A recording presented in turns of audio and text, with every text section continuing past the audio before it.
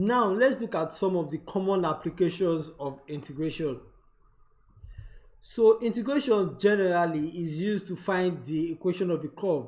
So when we know the gradient function, or if you are given the gradient function, we can easily find the equation of a curve by integrating the gradient function. We can also apply integration when dealing with distance, velocity and acceleration. And as I explained when we were talking about distance, velocity and acceleration under differentiation, that the velocity is the differentiation of the distance with respect to time, while the acceleration is the derivative of the velocity with respect to time.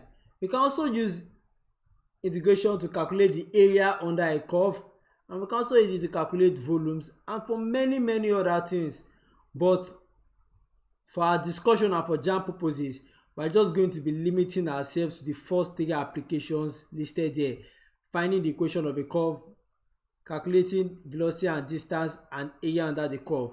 In this module, we will first talk about the two applications, then in the next session we'll talk about finding the area under a curve.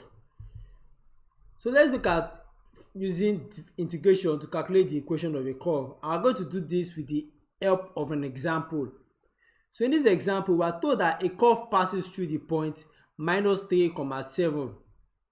So let's assume we have an arbitrary curve. I don't know how it looks like, but it passes through a particular point. Another particular point, the coordinates are minus 3 and 7. And its gradient at any point is given by this. So we are given the gradient function that what dy over dx is equals to what? 6x squared plus 10x minus 7. Now we are told to find the equation of the curve. So this is pretty straightforward. Remember when we had the equation of a curve, or when we had a curve or an expression for the equation of a curve, to find the gradient function, all we did was we differentiated the equation of the curve. So now to find the equation of the curve, all we have to do now is just to integrate the gradient function.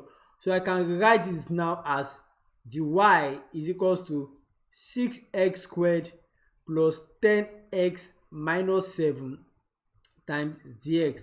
So I can integrate with respect to x. So this becomes y, integral of dy becomes y is equals to, this becomes what?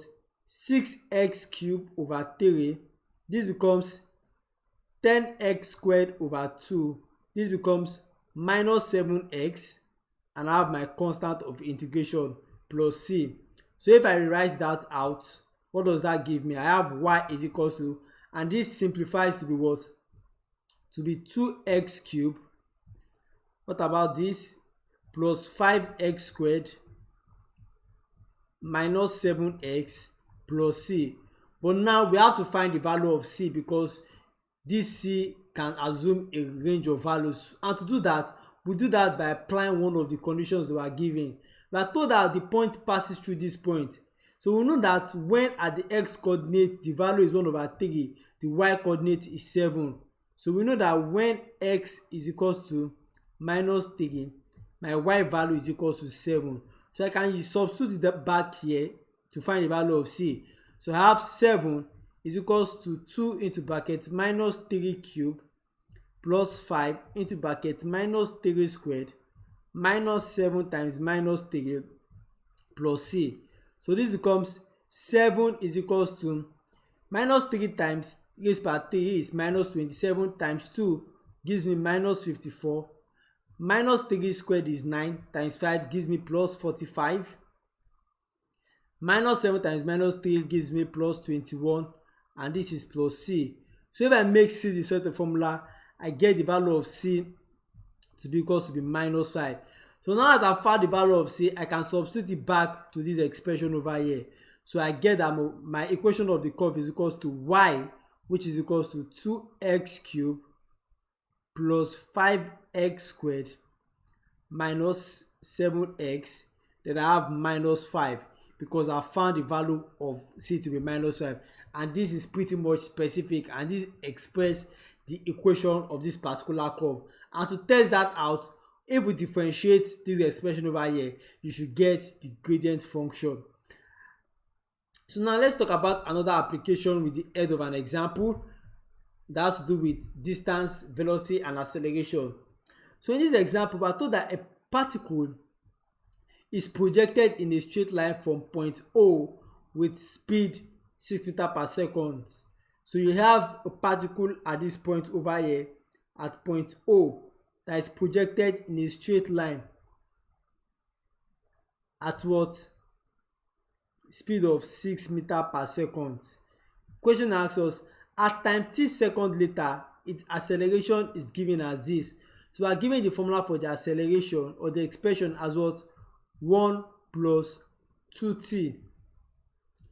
Now, for the time when t is equals to 4, so when t is equals to 4, we are told to find number 1, the velocity, and number 2, the distance or the displacement. So how do we go about it?